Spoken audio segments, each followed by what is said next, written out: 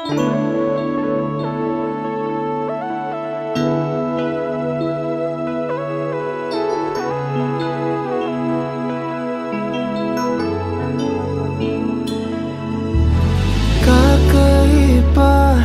pag-ibig nating dalawa, di maikukumpara.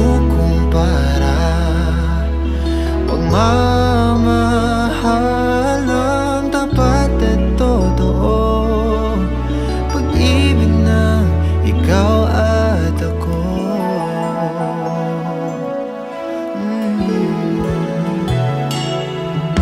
Sa una pa lang, ramdam ko na